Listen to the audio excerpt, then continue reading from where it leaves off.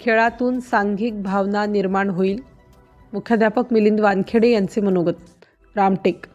बालवयातच प्राथमिक स्तरावर क्रीडा स्पर्धांच्या आयोजनातून खेळाडू निर्माण करण्याचे काम या स्पर्धेच्या माध्यमातून झाले. यासारख्या स्पर्धा सर्वत्र व्हाव्यात असे आवाहन समारोपीय भाषणातून प्रकाश हायस्कूल अँड ज्युनियर कॉलेज कांद्रीमाईनचे मुख्याध्यापक मिलिंद वानखेडे यांनी केले.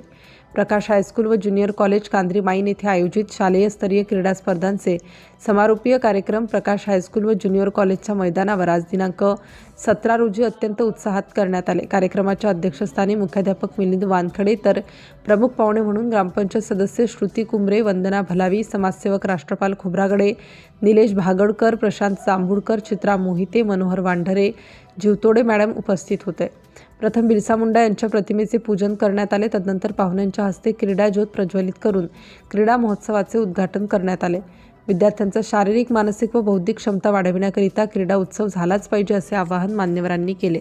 कार्यक्रमाचे सूत्रसंचालन प्रशांत सरपाते व आभार श्याम गासामवार यांनी केले. आयोजनासाठी अशोक नाटकर, विजय लांडे, सौ कामिनी पाटील, सौ सुचिता बिरोले, सौ महानंदा इडपाते, कुमारी ज्योत्सना मेश्राम, अनिता खंडाईत, अनिता बागडे, बसंत ठकराले, प्रभाकर खंडाते, मिलिंद वाघमारे यांनी सहकार्य केले.